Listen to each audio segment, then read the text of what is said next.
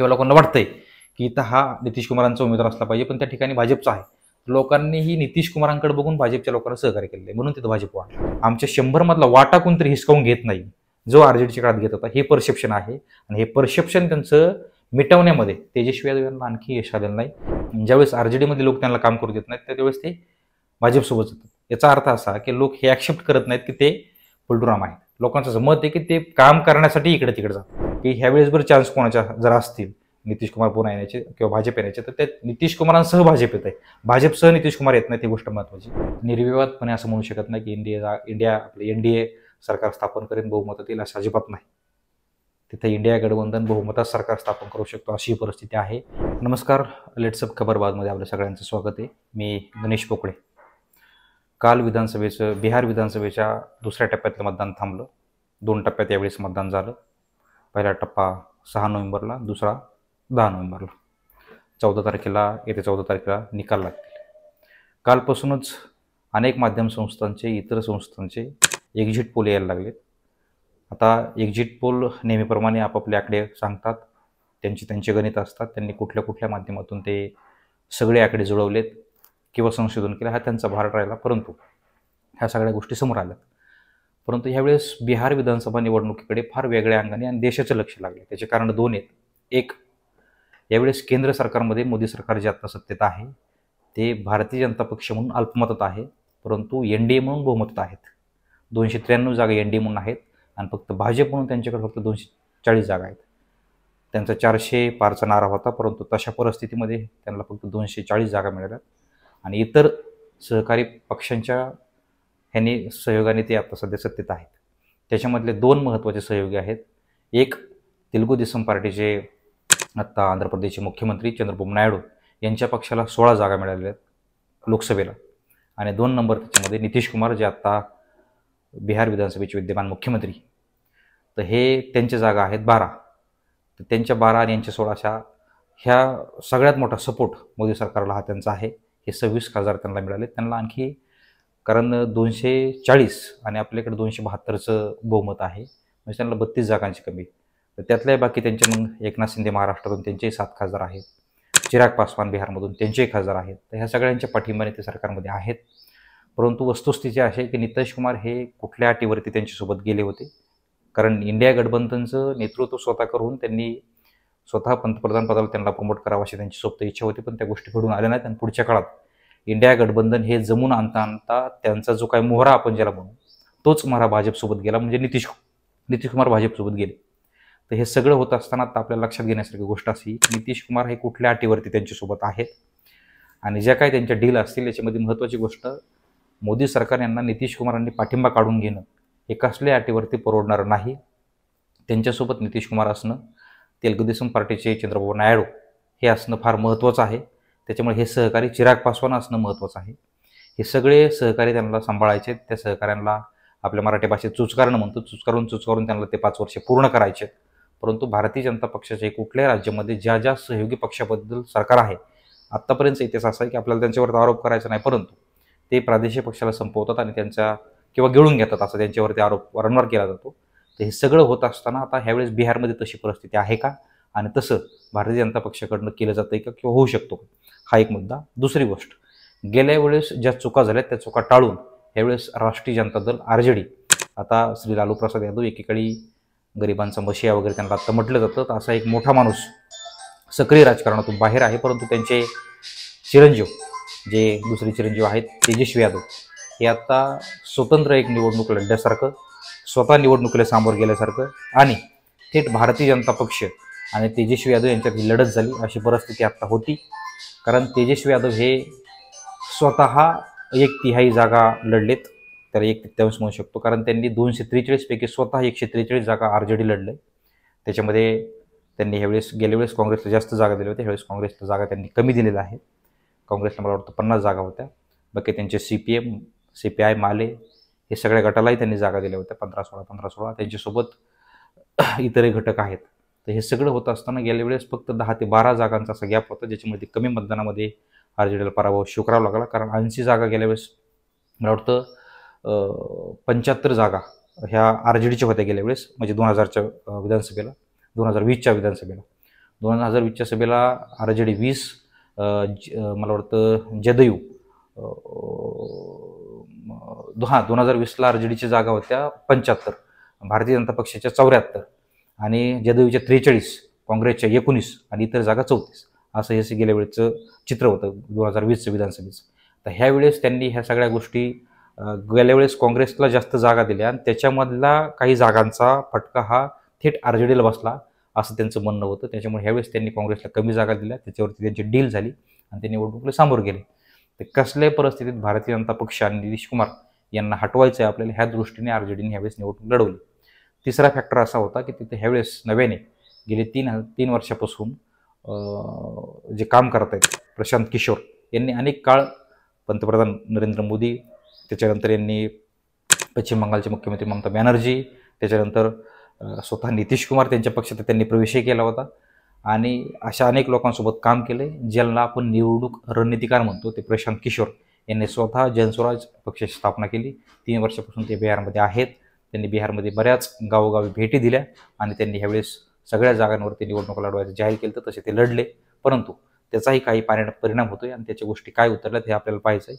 मुख्य मुद्दा असा आहे की आता नितीश कुमार यांच्याबद्दलचं जे काही बोललं गेलं, यांच्याबद्दल जे काही दाखवलं गेलं, यांच्याबद्दल जे काही सांगितलं गेलं, ही खरीच वस्तुस्थिती आहे का?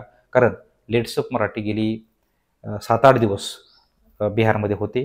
त्यांनी बिहारच्या माध्यमातून बिहारमध्ये काय होतंय, बिहारमध्ये निवडणुका कशाच होत आहेत, कुठल्या आधारावर होत आहेत, मुद्दे महत्त्वाचे कुठले आहेत आणि एक्झॅक्टली बिहारमध्ये लोकांचं मत काय हे जाणून घेण्याचा प्रयत्न लेट्सअपच्या माध्यमातून मी स्वतः केला. मी 8 दिवस बिहारमध्ये होतो. तर लेट्सअप मराठीने जो काही ग्राउंड रिपोर्ट केला आहे, लेट्सअप मराठीने जे काही लोकांशी बोललेत, जी काय तिथली परिस्थिती पाहिली, काही नेत्यांशी चर्चा केली, काही सामाजिक अंगाने चर्चा केली, काही आर्थिक अंगाने चर्चा केली, अशा सगळ्याच्या नंतर आमचं जे काही मत आहे ते आम्ही तुम्हाला सांगणार. त्याच्यामध्ये दोन गोष्टी आहेत. आता नितीश कुमारांबद्दल आपण आपल्याकडे जर बोललं गेलं तर ते कधी RJD सोबत असतात, कधी भारतीय जनता पक्षासोबत असतात. त्यांनी बऱ्याचदा जाया केल्यामुळे त्यांना पलटूरा हा शब्द फक्त महाराष्ट्रात नाही तर देशभरात आहे. परंतु ह्या गोष्टीचा परिणाम तिथं ग्राउंड लेवलला झाला आहे का? नितीश कुमारांबद्दल लोकांचं मत काय आहे? कारण 2 गोष्टी, तर बिहारमध्ये जातीच्या आधारावर फार मोठ्या प्रमाणात मतदान होतं. जात हा फॅक्टर फार मोठा स्ट्रॉंग आहे. जसं RJDला आपण RJDचं नाव घेतलं किंवा काँग्रेस RJD यांचं जर आघाडीचं नाव घेतलं आपण, तर आपण असं म्हणतो की ते MI समीकरण आहे. परंतु त्यांच्याबद्दल जर MI समीकरण असेल तर नितीश कुमारांबद्दल यांचे काय? तर नितीश कुमारांबद्दल एक समीकरण आहे, ते EBC म्हणजे ओबीसीचे नेते आहेत लालू प्रसाद यादव. त्यांनी अनेक काळ ओबीसीसाठी आणि जे काही दलित पिछडे वर्ग आहेत, वंचित घटक आहेत, त्यांच्यासाठी काम केलं. 95ला ते सरकारमध्ये आले. 2005ला त्यांचा कार्यकाल संपला. 15 वर्षांचा कार्यकाल त्यांचा राहिला. त्याच्यामध्ये त्यांना एकदा जेल झाली आणि त्या जेल झाल्याच्या काळातच त्यांच्या पत्नी श्री राबडी देवी ह्या तिथं मुख्यमंत्री होत्या. तर हे सगळं होत असतानाच्या काळातच जंगलराज, गुंडाराज अशा गोष्टी त्यांच्यावरती धप्पा लागलेला आहे. कारण ह्या सगळ्या गोष्टी घडत असताना लालू प्रसाद यादव तिथं असताना यादव जे आहेत ते आपल्या मराठ्यांनी ते क्षत्रिय म्हणू शकतो, आपण उच्चवर्णीय म्हणू शकतो, किंवा ते आपल्याला डॉमिनंट समजतात स्वतःला. तर हे सगळं डॉमिनंट समजत असताना अनेक घटकांना त्यांनी त्रास दिला असं त्यांचं काही लोकांचं मत आहे. परंतु आज ती परिस्थिती आहे का? त्याचं जर परिस्थिती ती जर नसली तर त्याच्याबद्दलचं परसेप्शन हे काय डॅमेज करते कोणाला किती, हे आपल्याला पाहिजे. मुद्दा आपला असा होता की नितीश कुमारांबद्दल काय, तर तिथं EBC हा वर्ग आहे ज्याच्यामध्ये एकदम एक्स्ट्रीमली बॅकवर्ड क्लास. हे कुर्मी समाजातून नितीश कुमार येतात. नितीश कुमार हे असे व्यक्ती आहे की ते स्वतः राजकारणात आहेत, फक्त त्यांच्या कुटुंबातलं आणि त्यांच्या नातलगातलं कुणीही राजकारणात नाही. कारण लोकांचं असं मत आहे की नितीश कुमार सोडला तर त्यांच्या खानदानातला एक व्यक्ती ग्रामपंचायत सदस्य तुझा आहे. ही गोष्ट त्यांना एक प्लस पॉईंट का ठरते की हा व्यक्ती कुठलाही कुटुंबाचं राजकारण करत नाही, घराण्याचे ह्या व्यक्तीकडे नाही. दुसरी गोष्ट, ते शिकलेले स्वतः आहेत, इंजिनिअरिंग त्यांचं झालेलं आहे, त्यांचे आईवडील डॉक्टर होते. त्या सगळ्या परिस्थितीतून येऊन ते समाजवादी एक लढा लढलेले आहेत आणि पुढच्या काळात ते मुख्य म्हणजे JPच्या आंदोलनात आलेले लोक आहेत. नितीश कुमार, लालू प्रसाद यादव, रामविलास पासवान हे त्यांच्या आंदोलनातून नाही, पण पुढच्या काळात ते मोठे नेते होते. सुशील मोदी, हे सगळे JPच्या आंदोलनातून आलेले चेहरे आहेत. तर ह्याच्यावरती आता लालू प्रसाद आणि नितीश कुमार तिथं आहेत. तर हे सगळं होत असताना एक्स्ट्रीमली बॅकवर्ड क्लास जो आहे, ज्याला कुर्मी समाज आणि इतर घटक येतात, त्यांचं असं मत आहे की गेली 50 वर्षात आम्हाला एक नेता मिळाला. त्यामुळे आमचं सगळं मत किंवा आमचं जे काही नेता आहे तो नितीश कुमार आहे. आणि त्यांना जर विचारलं आपण की नितीश कुमारांनी 20 वर्षात काम केलंय का, तर ते म्हणतात काम केलंय. आणि दुसरी गोष्ट अशी की RJDच्या काळामध्ये आम्ही जर रात्री अपरात्री फिरलो, काही गोष्टी आमचा रात्री व्यवसाय चालायचा, काही उशिरापर्यंत, कधी कधी एखादा ओला उबेरवाला गाडी चालवतो, तर त्याचं असं मत होतं की ज्या वेळेस आम्हाला माझी ही 5 लाखाची 10 लाखाची गाडी, मी ओला उबेरचा व्यवसाय करतोय, परंतु RJDचा काळ जर असेल तर ते आम्हाला असं म्हणणार की ही म्हणजे गाडी मला अडवून कुठंतरी मला फक्त बाहेर टाकून मला काहीतरी किडनॅप करून माझी गाडी सुद्धा पळून घेऊन जाऊ शकतात.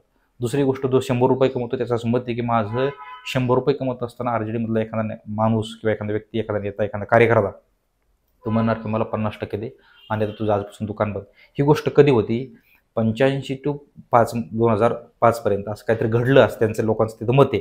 आता त्यात किती सत्यता हे लोकांना तिथल्या माहीत असेल. काही आज ज्ञान बोलले ती लोक आता वृद्ध आहेत, 60, 70, 75, 85 अशा वयाच्या आहेत. परंतु हे असं म्हणतायत, काही लोकांचं असं मत आहे की ह्या जे तरुण आहेत आता 25-30 मधले, तर ह्या लोकांचं असं मत आहे की आम्ही प्रत्यक्ष जरी तो काळ अनुभवला नसला तरी आमच्या आईवडिलांनी तो अनुभवला आहे आणि ते आम्हाला सांगतायत. हरकत नाही, तो असू शकतो. तर ह्या पूर्वजांनी त्यांच्या गोष्टी त्यांना सांगितल्या, त्यांच्या त्या डोक्यात बसल्यात. ह्या गोष्टीबद्दल एक परसेप्शन असं तयार झालं की लालू प्रसाद यांचा काळ जो होता, तर ह्या काळात फक्त गुंडागर्दीच होत होती, चोऱ्यामाऱ्या व्हायच्या, खून व्हायचे, सगळं म्हणजे अगदी जंगलरासारखी परिस्थिती. म्हणूनच हा जंगलराज शब्द तिथं आला. आणि ह्या सगळ्या गोष्टी होत असताना आता पुन्हा जर तेजस्वी यादव आपल्याला निवडून आपण त्यांना दिलं तर तोच काळ येणार नाही. हे कशावरून? कारण त्याच्याबद्दलचं जे परसेप्शन निर्माण झालं हे गेल्या 20 वर्षामध्ये ते परसेप्शन मिटवण्यामध्ये श्री तेजस्वी यादव आणि आरजेडी एकंदरीत पक्ष हा यशस्वी ठरला नाही. परंतु यावेळेस अशी बातमी होती की 43 लोकांना तेजस्वी यादव यांनी पक्षातून काढून टाकलं, जे यांच्याबद्दल काही परसेप्शन निर्माण झालेलं आहे. गाव लेवलला, तालुका लेवलला, जिल्हा लेवलला गुंडागर्दीचे काही त्यांच्यावरती टॅग लागलेले आहेत. अशा लोकांना त्यांनी पक्षातून काढले असे सांगितलं गेलं. पण तो भाग किती त्याचा इफेक्ट ग्राउंड लेवलला होतोय हा मतदानातून कळेलच आपल्याला. मुद्दा असा की मग नितीश कुमार हे आत्ता सध्या सत्तेत गेली 20 वर्षापासून आहेत. मधला जर 1.5 वर्षाचा काळ सोडला, कारण जितनराम मांझी हे काही 1-1.5 वर्ष मुख्यमंत्री होते, अन्यथा बाकी सगळा 2005 पासून नितीश कुमार हे सत्तेत आहेत. ते मुख्यमंत्री आहेत, 20 वर्ष त्या राज्याचे मुख्यमंत्री आहेत. तर एनडीएच्या सोबतच ते आहेत. फक्त काही 1.5 वर्ष, कधी 17 महिने, 18 महिन्याचा कालावधी त्यांनी आरजेडी सोबत आले, परंतु त्यांचा पूर्ण कालावधी हा एनडीए सोबत आहे. हे सगळं होत असताना आता भारतीय जनता पक्षाने विकास केला आहे का? तर लोक म्हणतात नाही. नितीश कुमारांनी विकास केला आहे का? तर लोक म्हणतात हा. कारण लोक नितीश कुमार हे भाजपसोबत पाहत नाहीत नितीश कुमारांना. कारण मी जे तिथं सगळं पाहिलं त्याच्याबद्दल माझे निरीक्षण असे आहेत की इथं भारतीय जनता पक्ष वाढला कशामुळं? तर नितीश कुमारांमुळं. आणि काँग्रेसचं तिथं डॅमेज झाला, काँग्रेस तिथं खाली येण्याचं कारण काय? ते आरजेडी सोबत. म्हणजे एखाद्यासोबत आपण जात असताना तो आपला सहकारी काय, त्याच्याबद्दलचं परसेप्शन लोकांमध्ये आहे, तो काय पद्धतीचं सध्या लोकांबद्दल वागलेला आहे, की त्याच्याबद्दल लोकांना काय भीती आहे, हे सगळं बघूनच आपण त्याच्यासोबत असताना त्याचा परिणाम आपल्यावर होत असतो. तशी गोष्ट अशी झाली की भारतीय जनता पक्षाचं राजकारण जरी अनेक लोकांना पटत नसलं तरी ते जेदई सोबत आहेत, नितीश कुमारांसोबत आहेत, म्हणून लोकांनी आता तिथं फक्त फॉर एक्झाम्पल एका जागेवर त्यांची युती आहे, त्या जागेवर लोकांच्या म्हणजे लोकांना आवश्यक आहे की किंवा लोकांना वाटतंय की इथं हा नितीश कुमारांचा उमेदवार असला पाहिजे, पण त्या ठिकाणी भाजपचा आहे. लोकांनीही नितीश कुमारांकडे बघून भाजपच्या लोकांना सहकार्य केलेलं आहे, म्हणून तिथं भाजप वाढला. आणि ज्या ठिकाणी असं लोकांना वाटतं की काँग्रेसचा उमेदवार पाहिजे, परंतु युतीमध्ये ती जागा आरजेडीला गेली आणि त्या ठिकाणी आरजेडीचा उमेदवार आहे, त्यावेळेस लोकांचं असं मत होतं की आता ही काँग्रेसचा असायला पाहिजे होतं, पण आपल्याला आरजेडी नकोय. लोकांनी अक्षरशः आरजेडी टाळला आणि काँग्रेसही टाळला. लोक भाजप किंवा इतरांकडे वळले. ह्या गोष्टी त्याच्या परिणामकारक अशा झाल्या की काँग्रेस फार डॅमेज होत गेली. 19 जागांवरती गेल्या वेळेस काँग्रेस होती, ह्यावेळेस ती किती जागांवरती खाली येईल? आता ह्यावेळेस जागा कमीच लढलेत ते.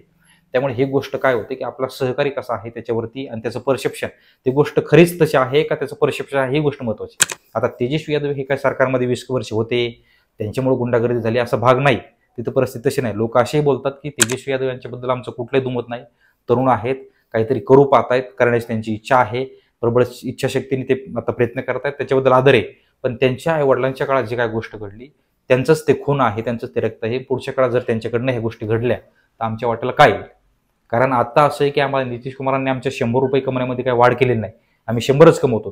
त्यांच्या काळात जर 100 कमवत असतो त्यांच्या काळात 100च कमवतो, पण आमच्या 100 मधला वाटा कोणतरी हिसकावून घेत नाही, जो आरजेडीच्या काळात घेत होता. हे परसेप्शन आहे आणि हे परसेप्शन त्यांचं मिटवण्यामध्ये तेजस्वी यादव यांना आणखी यश आलेलं नाही.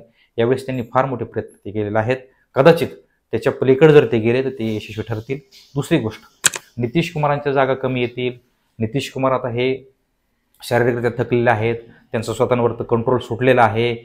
अशा जे काही गोष्टी गेल्या 1-2 वर्षामध्ये चालवल्या गेल्या, भारतीय जनता पक्षाकडनं बोललं गेलं, आरजेडीकडनं बोललं गेलं, इतर विरोधी पक्षाकडनं बोललं गेलं, पण वस्तुस्थिती तशी आहे का? तर ग्राउंड लेवलला 99% तशी नाही. त्याचं कारण असं आहे की मी अनेक लोकांशी बोललो. मी स्वतः नितीश कुमार यांच्या गावात गेलो. नालंदा जिल्ह्यामध्ये कल्याण बेगा त्यांचं गाव आहे. त्या गावात गेल्याच्या नंतर त्यांचं गाव आहे, त्यांच्यावर प्रेम करणारे लोक ते बोलतीलच. पण मी इतर ठिकाणी गेलो जिथे राघोपूर म्हणून मतदारसंघ आहे, तो तेजस्वी यादव यांचा आहे.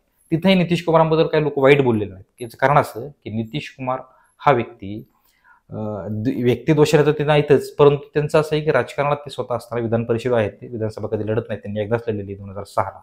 त्याच्यानंतर ते विधानसभा लढले नाहीत आणि ते कायमस्वरूपी विधान परिषद आले. पण लोकप्रिय का आहेत की एक्स्ट्रीमली बॅकवर्ड जो क्लास आहे, ज्याला कुठलाही वेगळा आधार नाही, जो मुख्य प्रवाहात नव्हता, त्या प्रवाहाचं असं मत आहे की हा आमचा नेता आहे आणि आम्ही गेली अनेक दिवसांपासून आम्हाला नेता नव्हता, त्याच्यामुळे आमचं त्यांच्यावर प्रेम आहे. दुसरी गोष्ट, आता काही रस्त्याची कामं, पुलाची कामं ही एनडीए सरकार 2014 पासून आहे. त्यांना 10-12 वर्षाचा कालावधी सत्तेतला भेटला, जे केंद्रात सत्तेत आहे. त्याच्यामुळे नितीश कुमारांनी काय केलं की जेवढं काही आपल्या राज्यासाठी आणता येईल तेवढं त्यांनी आणण्याचा प्रयत्न केला. पण त्यात सुजलाम सुफलाम त्यांचं होऊ शकलं नाही. त्याचं कारण असं आहे की गेली 50, 60, 100 वर्षाचा तो बॅकलॉग आहे आणि तो एकदाच भरून काढायला 20 वर्षात ते म्हणजे काय फार हे नव्हतं. परंतु जितक्या प्रमाणात त्यांच्याकडनं प्रयत्न व्हायला पाहिजे होते ते होऊ शकले नाहीत. त्याचं कारण एक, ते युतीसोबत आहेत. भारतीय जनता पक्षाने त्यांना काही जरी मोकळी दिली तरी ते क्षमित असतात. त्यांना तितक्या फुल फेजमध्ये काम करता आलं नाही. आणि मी लोकांना असं विचारलं की त्यांना पलटूराम सारखं म्हणतात. त्यांचं लोकांचं फार परसेप्शन असं आहे किंवा निरीक्षण असेल लोकांचं, ते असं म्हणतात तिथले लोक, ज्यावेळेस त्यांना भारतीय जनता पक्ष काम करू देत नाही त्यावेळेस ते आरजेडी सोबत जातात. ज्यावेळेस आरजेडी मध्ये लोक त्यांना काम करू देत नाहीत त्यावेळेस ते भाजपसोबत जातात. याचा अर्थ असा की लोक हे ऍक्सेप्ट करत नाहीत की ते पलटूराम आहेत. लोकांचं असं मत आहे की ते काम करण्यासाठी इकडे तिकडे जातात. आणि वस्तुस्थिती लोकांना, मी नेत्यांनाही बोललो, ते म्हणले ज्यावेळेस भाजप काही चांगलं काम करायचं आहे, भाजपकडनं दबाव येतोय, भाजप ते फुल फेजमध्ये काम होऊ देत नाही, त्यावेळेस ते आरजेडी सोबत जातात. त्यावेळेस आरजेडीवाले काही एखादा चांगला निर्णय होऊ देत नाही, त्यावेळेस ते भाजपसोबत जातात. पण याचा परिणाम प्रत्यक्ष ग्राउंडमध्ये झाला नाही. त्यांचं स्वतःचं नियंत्रण बिघडलंय, त्यांचं वय झालंय, ह्याचाही काही परिणाम झाला नाही. नितीश कुमारांना आता तिथले जे बुजुर्ग वर्ग आहे, जे वृद्ध आहेत, महिला आहेत किंवा पुरुष आहेत, स्त्री आहेत, मुलं आहेत, तरुणी आहेत, या सगळ्यांबद्दलचं असं मत काय, जे काही मोजके 5% जर सोडले तर 95% असं म्हणतात की नितीश कुमार सरकार चांगलं आहे, तेच आलं पाहिजे. कारण असं कोणी म्हणत नाही की आता मोदी चांगले, तर मोदींच्यामुळे भाजपमुळे सरकार आलं पाहिजे. नितीश कुमारांमुळे, कदाचित नितीश कुमारांमुळे, मी तुम्हाला पहिले जसं म्हणलं की ह्यावेळेस जर चान्स कोणाच्या जर असतील नितीश कुमार पुन्हा येण्याचे किंवा भाजप येण्याचे, तर त्या नितीश कुमारांसह भाजप येत आहे. भाजपसह नितीश कुमार येत नाही, ती गोष्ट महत्त्वाची. दुसरी गोष्ट, यावेळेस आरजेडी म्हणजे तेजस्वी यादव यांनी जो काही प्रचार केला आहे, त्यांनी जे काही योजना जाहीर केल्यात आणि त्यांनी गेल्या 1 वर्ष 1.5 वर्षापासून जी काही तयारी सुरू केली, तिथल्या अनेक आरजेडीच्या नेत्यांसोबत बोललो मी, काही त्यांच्या मतदारसंघात जाऊन बोललो. ह्यावेळेस त्यांनी गेल्या वेळेसारख्या कमी जागा लढले, 143 ते लढलेत. आणि तिथला ग्राउंड रिपोर्ट पाहता, सगळ्या लोकांशी बोलता, लोकांना भारतीय जनता पक्ष सरकार तिथं नको आहे. यावेळेस भारतीय जनता पक्ष जागा कमी येतील. कमी म्हणजे भारतीय जनता पक्ष 60, 50, 40च्या बी आतमध्ये असू शकते, इतकी परिस्थिती आहे. आता हा आमचा एक फक्त अंदाज आहे, आम्ही काय तुम्हाला प्रचंड असा दावाच करत नाहीत की असंच होईल. लिट्सअप मराठीचा हा फक्त एक अंदाज आहे, जिथं ग्राउंड रिपोर्ट केला आहे. दुसरी गोष्ट, नितीश कुमारांच्या सगळ्याला असं वाटतं की जागा फारच कमी येतील, असं नाही. नितीश कुमार भाजपला प्लस करू शकतात, अशी परिस्थिती आहे. परंतु लोकांच्या मनात नितीश कुमारांबद्दल असंही एक आहे की आता हे शेवटची निवडणूक आहे का, त्यामुळे भावनिकही वातावरण ते आहे. आणि दुसरी गोष्ट, आरजेडीबद्दल जर बोलायचं झालं तर आरजेडी यावेळेस फार कमी जागा मिळवेल आणि फारच असं होईल असं नाही. आरजेडी ही कदाचित 80, 90 किंवा अंतिम टप्प्यात ती कदाचित, जर काही मग ह्यावेळेस मतदानही फार मोठ्या प्रमाणात झालंय, मग आता ते मतदान यांच्या बाजून झालं की त्यांच्या बाजून झालं हे कोणालाही सत्ता सांगता येणार नाही. 14 तारखेला ते कळेल. महिला वर्गालाही ह्यावेळेस 10,000 रुपये, 1 कोटी महिलांना 10,000 रुपये खात्यावर टाकलेत. आपल्याकडे लाडक्या बहिणींचा काय परिणाम झाला, तसाच जर लाडक्या बहिणींचा त्या 10,000 ज्यांना मिळाले त्यांचा जर परिणाम झाला आणि ते जर सगळ्यात नितीश कुमार किंवा मोदींच्या जर भाजप सरकारच्या बाजून जर झुकलेलं असतील तर ते निर्विवाद सरकार त्यांच्या बहुमतात येऊ शकतं, अशी परिस्थिती. पण त्यांनी त्यांच्याकडेच झुकल्यात, कारण अनेक अशा बाईट होत्या की त्या महिला बोलतात 10,000 आम्हाला मिळालेत, परंतु आम्हाला 10,000च काय करायचं नाही, आमच्या पतीसोबत आम्हाला काम करता आलं पाहिजे. आम्ही इथं काम करतोय, आमचा पती कुठल्या तरी दुसऱ्या राज्यात काम करतोय, त्यामुळे आम्हाला हे 10,000ची काही गरज नाही, आम्हाला आता सरकार बदलायचे. त्यामुळे त्यांचे 10,000 घेऊन जर त्यांनी आरजेडी आणि काँग्रेसला मतदान केलं असेल, कदाचित असं जर झालं असेल, तर आरजेडी ह्यावेळेस 100ही क्रॉस करू शकते. काँग्रेस किती खाली आलं तर त्याचे 15 जागा काही बाहेर 15 जागा येतील असा अंदाज आहे, 15-20 जागा. त्यामुळं यावेळेस भारतीय जनता पक्ष नितीश कुमारच सरकार स्थापन करतील असा जो काय आता एक्झिट पोल आहे, तशी परिस्थिती अजिबात आणि मुळीच नाही. इंडिया गठबंधनही सरकार तिथं स्थापन करू शकतो, अशी परिस्थिती आहे. काटेकी टक्कर ज्याला म्हणतो आपण, ती खरीच काटेकी टक्कर तिथं आहे. आणि जनसुराजबद्दल जर बोलायचं झालं तर जनसुराजबद्दलचे मुद्दे असे आहेत की त्यांनी आल्याच्या नंतर ग्राउंड लेवलला, त्यांना बूथ लेवलला माणसं पाहिजे होती, त्यांना कार्यकर्ते हवे होते. हे सगळ्या गोष्टी कदाचित त्यांचं दुर्लक्ष झालं असावं. त्यांनी शिक्षण, उच्च शिक्षण, पलायन सगळ्या गोष्टीवरती भर दिला. पण त्यांची एक घोषणा त्यांना डॅमेज करते. 1-2 घोषणा आहेत, त्याच्यामध्ये एक, त्यांचं सरकार आले ते असं म्हणतात की आम्ही दारूबंदी उठवू. ही गोष्ट महिलाला कितपत ॲक्सेप्टेबल झाली किंवा त्यांनी स्वीकारली हे सांगता येत नाही. दुसरी गोष्ट, हे जसे पक्ष घराघरात पोहोचले तसं जनसुराजला पक्षाला तिथपर्यंत पोहोचण्यात आणखी यश आलेलं नाही. आणि प्रशांत किशोर यांच्या गोष्टी अशा आहेत की त्यांनी प्राध्यापक, निवृत्त न्यायमूर्ती, एखादा कुठली तरी बँकेतला निवृत्त कर्मचारी किंवा एखादा मोठ्या पदावरील अधिकारी, अशा लोकांना त्यांनी तिथं उभं केलंय.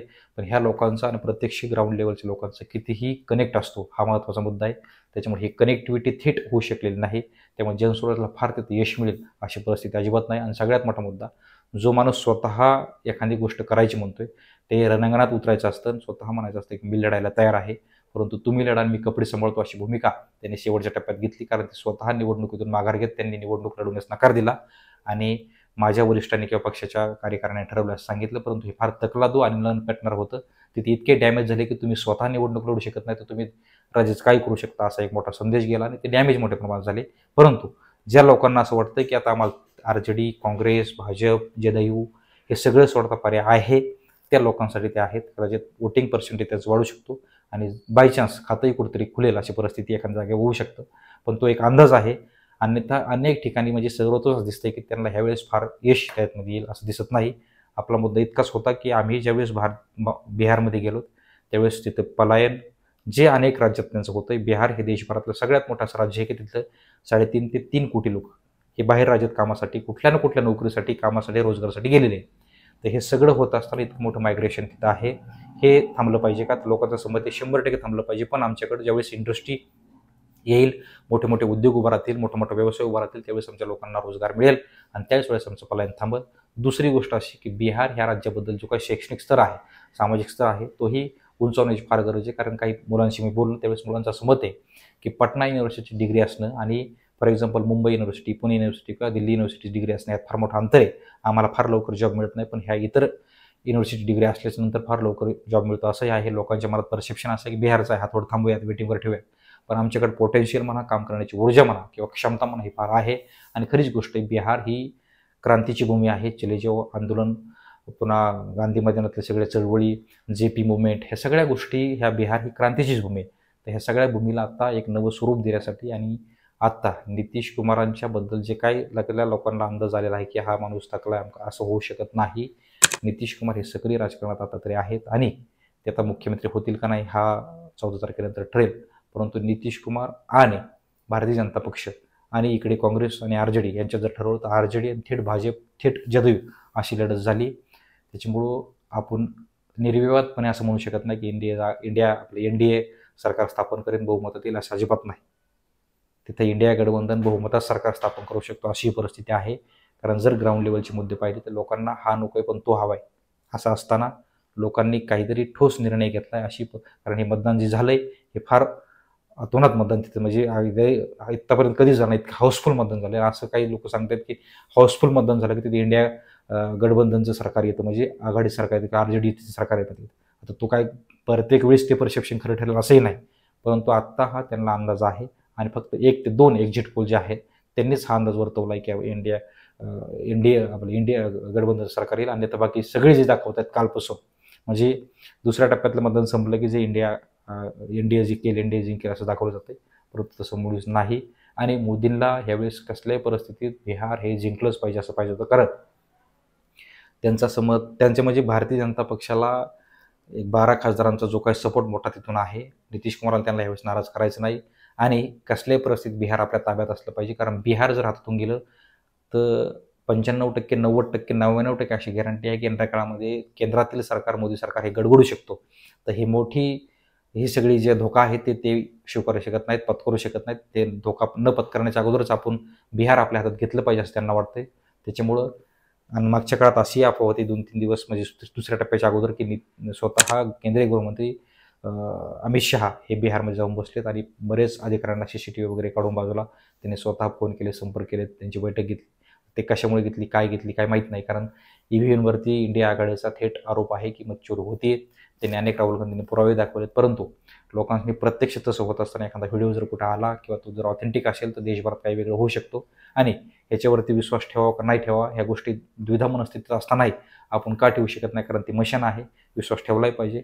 आणि विश्वास ठेवला असताना आत्तापर्यंत असे जर एखादी इलेक्ट्रॉनिक असेल तर त्याच्यावर वारंवार सांगितले जाते की याच्यात काही मतचोरी होत नाही, त्याचं प्रत्यक्ष काही केले गेले. त्यामुळं ह्या गोष्टी येणाऱ्या काळात समोर येतील. पण आत्ता तरी परिस्थिती अशी आहे की भारतीय जनता पक्ष, नितीश कुमार हे सत्तेत अजिबात नाही. तिथे इंडिया गठबंधन सरकार स्थापन करू शकतो आणि हाही दावा नाही आपला की तेच करतील, कारण हे तिथे येऊ शकतात. काय म्हणतोय मी तुम्हाला असं की काटेकी टक्कर. त्याच्यामुळं एक्झॅक्टच वन साईड असं होऊन गेलं असं अजिबात नाही, वन साईड अजिबात झालेलं नाही. त्याच्यामुळं तिथं हे सगळे एक्झिट पोल एक्झॅक्ट खोटे ठरून इंडिया गठबंधन बहुमतात सरकार स्थापन करू शकतो अशी परिस्थिती आहे. तुर्तास थांबूयात. हा तुर्तास थांबण्याच्या अगोदर हा लेट्सअप मराठी आणि माझा सुद्धा वैयक्तिक हा सगळा अंदाजच आहे. आम्ही थेट असा दावा करत नाही. त्यामुळे तुम्हाला आम्ही फक्त आमचा ग्राउंड रिपोर्टच्या नंतर तिथली वस्तुस्थिती तुम्हाला सांगितली. थांबूयात. सोशल मीडियाच्या भाऊ गर्दीत विश्वासार्हतेने चकाकणारे नाव म्हणजे लेट्सअप मराठी.